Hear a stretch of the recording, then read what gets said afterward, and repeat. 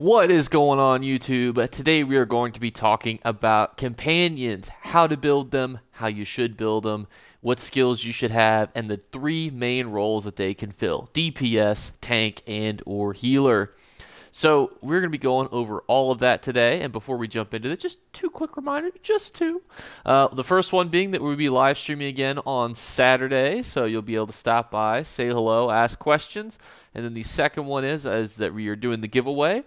We are giving 1 month ESO Plus to a random subscriber and then one random comment that is left during the month of October. So all you have to do is comment, as many comments as you want, and we use it as a tax write-off. So let's commit tax fraud together. So, companions.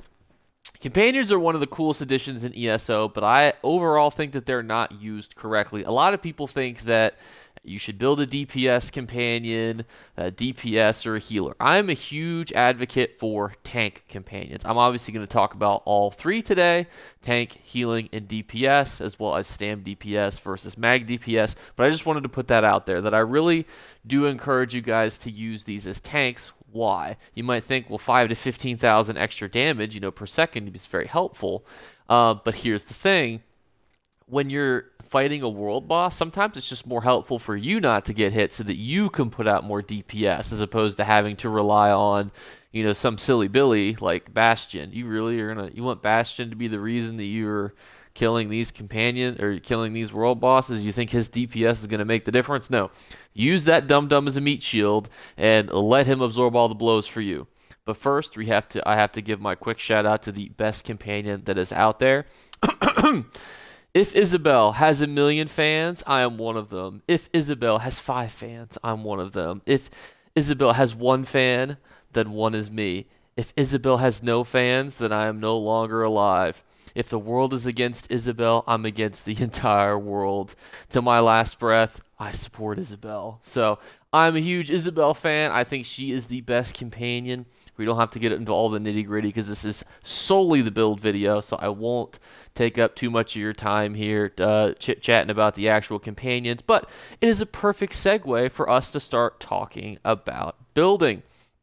Now, obviously, there's not a one-size-fits-all build, but we're going to talk about tanking first. So what I'm going to do is I'm going to give you the tank build, the healing build, the DPS builds, and then the specific skills that you could mix and match around on the specific individual. So tanking with Isabel / any companion. So this is tanking for anyone. There's 2 traits that you guys are going to want to really consider: bolstered versus vigorous. Now, bolstered is a decent option, and you're going to want to be wearing this in all heavy armor. So everything's heavy, and you got yourself a sword and shield.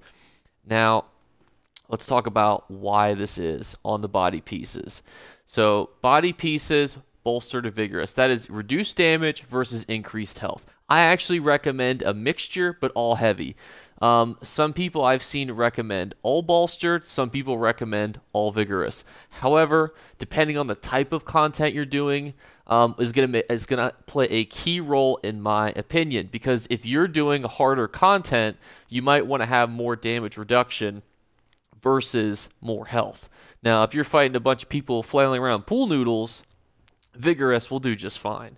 And I think overall, for me, that's why vigorous is the best trait to go with. Quickened is also a nice trait to put on a couple pieces, usually around 3 pieces, because I think that gives you a nice, bit of ability cooldown so that it's a good uptime for your taunts. Because you got to remember, these are tanks. They're meant to be taunting. A tank who's not taunting is just a meat shield who's not being attacked. So that's why you want to make sure that those cooldowns are pretty decent. And again, we'll talk about the specific skills for each companion a bit later. Now, obviously, healing, super easy, soothing trait, all light. Bada bing, bada boom, wham bam, thank you, ma'am. I don't really suggest healers. It is okay to use them as a healer, especially if you're trying to do, I don't know, find an example in your head and use that. Because I used to have built a healer, and then I thought to myself, it would be more convenient if I just wasn't the one getting smacked around. So that's why I'm not a huge fan of them, but same kind of concept. 3 quickened pieces, all the rest soothing, all light. Now here's where it becomes a tricky. So DPS. Do I suggest DPS for companions? It depends. If you're just doing, general content, questing and stuff, it could be helpful to have more DPS because then you're not responsible for essentially being the only thing that's killing everything. And if you don't really need anything to be tanked, then it's really not that bad to have a secondary DPS. So for this, pretty straightforward, all aggressive, and then maybe 1 to 3 pieces of quickened, but it's not nearly as important as it is on a DPS. And you want a good mixture of light and medium, in my opinion, especially if you're going to be utilizing magicka, like weapons such as, ice, fire, staves, lightning staff, etc.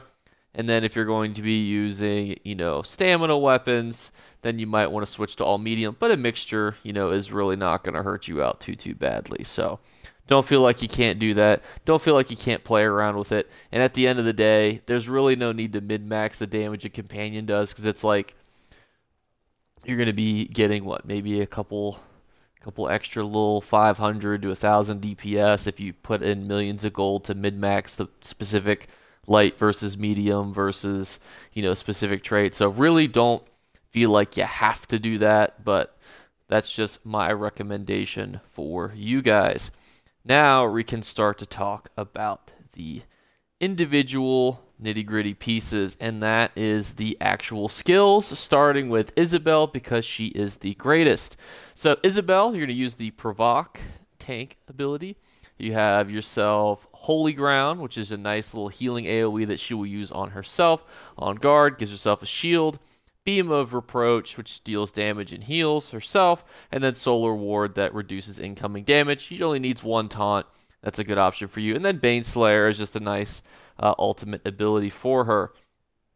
This isn't going to change too much, ironically, for her healing setup, which you're going to consider Beam of Reproach again, Mending Incantation, Holy Ground again, Blessed Sacrament, Mystic Fortress with Baneslayer, and then DPS. Really, it's not going to matter a whole lot in between weapons, but I would say Divine Destruction, which is going to be an actual execute, Sunbrand, Beam of Reproach, Elemental Barricade, Holy Ground, and then the Slain Baneslayer. And you may have some mediation between weapons, but the only other change that you might want to look at is maybe Penetrating Strikes. That would be the only thing that you would want to change on Isabel. And then we are going to next talk about Ember, which is basically straight up furry bait, but overall she is a very easy to level up companion. Overall, she is easy to, gain a whole bunch of rapport with, so can't complain too much with her. That's just me being salty that more people don't love Isabel. So same concept, Provoke as your taunt ability, Hurricane Visage that will reduce her damage, Shared Wards, which is a shield that she's able to get, Entomb is immobilization, On Guard gives her another shield, and then Raging Storm is basically her ultimate. That's a shock AoE. Not too bad, and you're not going to see a whole lot of... You're going to see a lot of similar trends among these companions. For DPS, Thunderous Strikes, Viper's Bite, Hurricane, Shared Wards, Raging Storm is the ultimate, and then Trick Shot. Trick Shot, that being from the bow, but you can obviously use whatever your weapon ability is. As a healer, Mystic Fortress, Hurricane, Shared Ward, Quick Fix, Mending Incantation, and Raging Storm. Now, there's also a quick note that I am using Arizel's builds, tweaking them slightly, so I will be referencing them in the comments below. I just wanted to expand upon a lot of what they say in their builds a little bit, but overall it is a great resource if you guys want a written library of where to go, as opposed to just me talking to you out loud. But hey, I appreciate you listening to me. So Bastion, if you'd like to use the objectively wrong guy, you can use his Provoke, which is similar. That's your taunt. Drake's Blood, On Guard, Ritual of Salvation, Kindle, and Unleashed Rage. That is going to be your tank setup.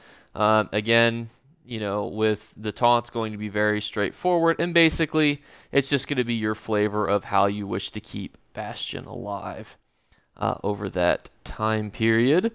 For a DPS build, we have Drake's Blood, Searing Weapons, Swift Assault, Razor Cape, Spinning Steel, and Unleashed Rage. That will again be slightly different based on whichever weapon you're using, but you can always switch that out. And again, the weapon's not going to make a huge amount of difference, so feel free, honestly, to use any weapon that you want. And then for Healer, Searing Weapon, Drake's Blood, Rejuvenation, Reverse Entropy, Mending Incantation, and Unleashed Rage is the go-to for him. And then finally, we have Miri, our first near and dear loves to all of our hearts. She came in, she was 1,000 times better than Bastion, she was used infinitely more than he was, and now she has not been used nearly as much, unfortunately. Poor Miri, she has been kicked to the curb. But should you choose to use her, you have Provoke, Ghastly Evasion, Ritual of Salvation, Life Absorb, On Guard, and Impeccable Shot. Impeccable Shot being her ultimate. For a healer, Mystic Fortress, Twilight Mantle, Blood Transfusion, Rejuvenation, Mending Incantation, and Impeccable Shot.